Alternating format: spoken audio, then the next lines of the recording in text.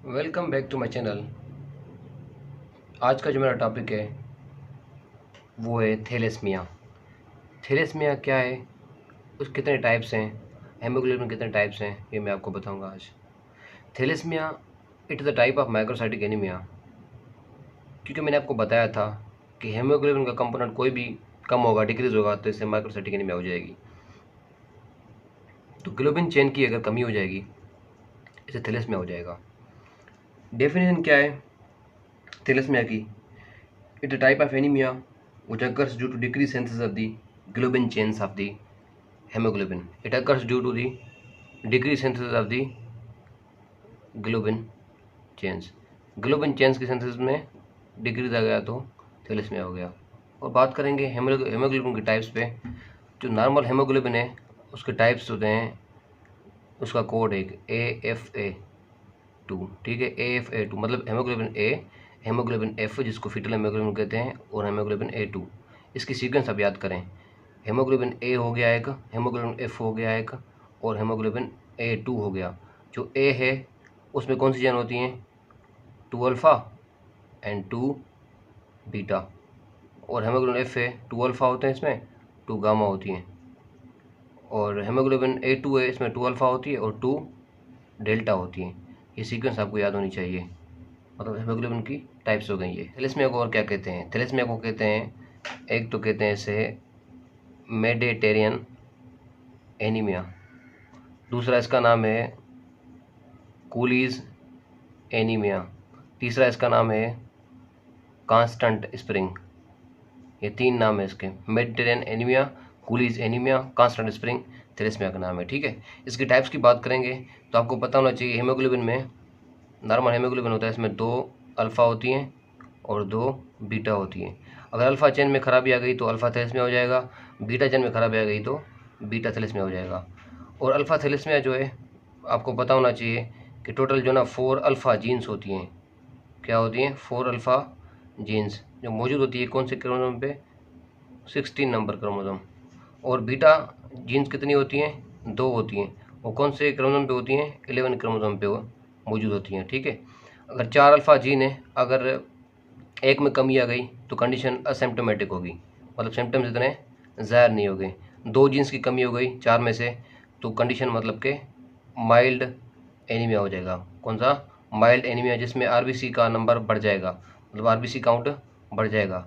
3 jeans की कमी आए तो ये कंडीशन हो जाएगी, मतलब सीवियर एनीमिया हो जाएगी। कौन सी? Severe anaemia. जिसमें क्या हमें नज़र आएगा? इलेक्ट्रोफोरेसिस करेंगे तो इलेक्ट्रोफोरेसिस में हेमोग्लोबिन एच हमें नज़र आएंगे। ठीक है, और 4th जीन मतलब 4 जीन्स में कमी आ जाए तो हाइड्रोफिटलेस कंडीशन होती है, वो हो जाएगा, मतलब कि एनीमिया हो जाएगा ये भी।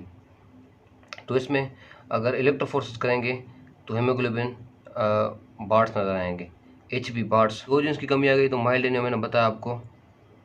तो इसमें आपको बात याद रखनी चाहिए कि अगर 2 जीन्स एक क्रोमोसोम पे डिलीट हो गई, मतलब सेम क्रोमोसोम था उसमें 2 जीन्स की कमी हो गई, तो इस कंडीशन को कहते हैं सिस डिलीशन। कौन सा?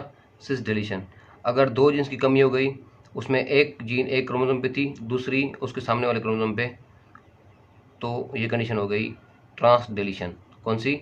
ट्रांस डिलीशन, मतलब 2 अलग अलग क्रोमोसोम थे, दोनों में एक एक जीन की कमी हो गई। और अगर एक क्रोमोसोम में दोनों जीन्स की कमी हो जाए तो सिस डिलीशन है। ये माइल्ड एनीमिया वाले केस में था। ठीक है, बीटा थैलेसीमिया के टाइप्स जो हैं वो 2 हैं। एक बीटा थैलेसीमिया मेजर है, दूसरा माइनर है। एक मेजर हो गया, दूसरा माइनर हो गया। मेजर की निशानी क्या है? B0 ये निशानी है मेजर की। और माइनर की क्या निशानी है? बी सिंपल आएगा और बी के ऊपर प्लस आएगा, दूसरे प्लस आएगा, तो ये बीटा थैलेसीमिया माइनर हो गया।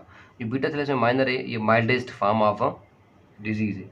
ठीक है, it's the mildest form of a disease. This is called as a severe form of disease, severe form of disease. ठीक है, ये मेजर के बारे में हो गया। और माइनर के बारे में दूसरी पॉइंट इसके बारे में, हेमोग्लोबिन इलेक्ट्रोफोरेसिस करेंगे इस माइनर में, हेमोग्लोबिन इलेक्ट्रोफोरेसिस करेंगे, हेमोग्लोबिन इलेक्ट्रोफोरेसिस।